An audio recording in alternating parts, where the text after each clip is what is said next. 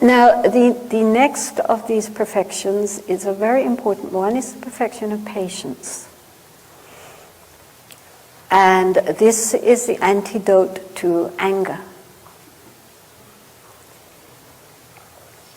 This is again a huge subject and I can only skim the surface, but I think we can all appreciate that our daily life, our family life, our workplace and so forth are a wonderful field for practicing patience. Even just driving, although of course your roads are very well disciplined, come to India. But nonetheless, driving and so forth, wonderful, wonderful opportunities for practicing how to relax inwardly and not react with irritation, frustration, anger. So how to develop patience? Well, as I say, this is a big subject. We can only deal with one or two points here. But one of them is that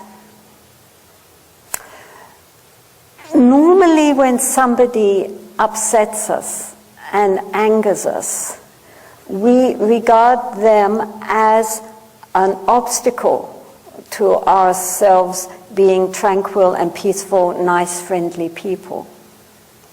I would be fine if it wasn't for my awful neighbor, or my dreadful boss, or my wife, or my husband, or whoever, you know. It's their problem. They are the ones which create all my difficulties, so I have a right to be angry.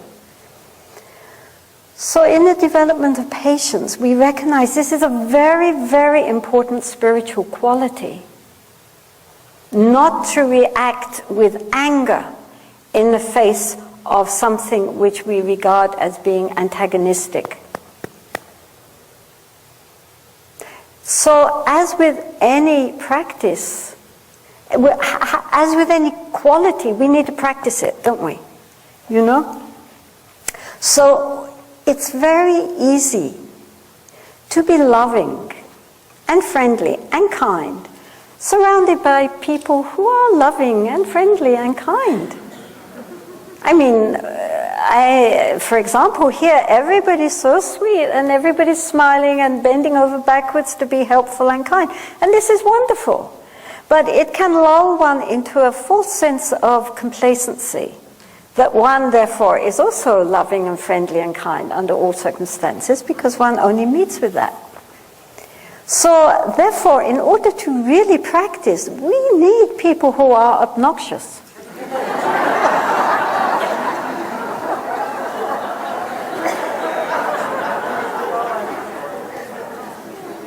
I'm serious.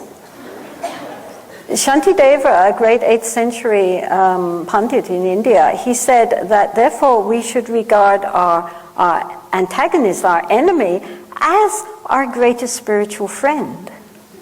Because they're helping us to develop this very important quality without which we will not be able to attain to enlightenment. So instead of thinking that this person is a problem for us, we should be grateful. And so when somebody is very difficult for us and creates a lot of problems for us, instead of getting all riled up and angry and upset about it, we can think, oh, thank you. Oh, you're so awful. That's great. Now I can really practice. Without you, what would I have done?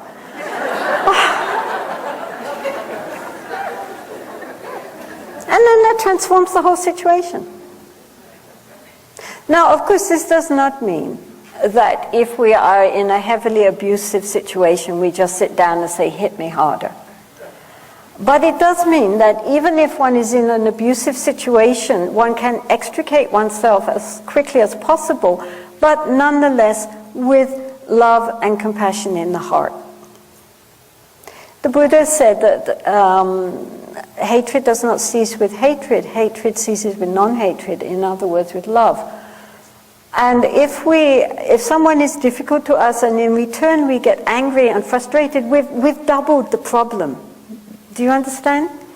Like if somebody does something to us, cheats us or is difficult with us, and then we feel all this anger and frustration and bitterness in our heart, then we are torturing ourselves, right? It's not affecting that person. They're fine. We are only doing to ourselves what our worst enemy would wish for us, right? So we're giving ourselves a double dose. Whereas if we take that and transform it into an opportunity to develop and to go forward, then nothing can harm us. It's part of our spiritual development. And this is not just with people, but also with circumstances. Everybody now is beginning to understand that difficult circumstances are actually our greatest opportunities to grow. This doesn't mean that we have to manufacture difficulties and obnoxious people. Sit there, they will come.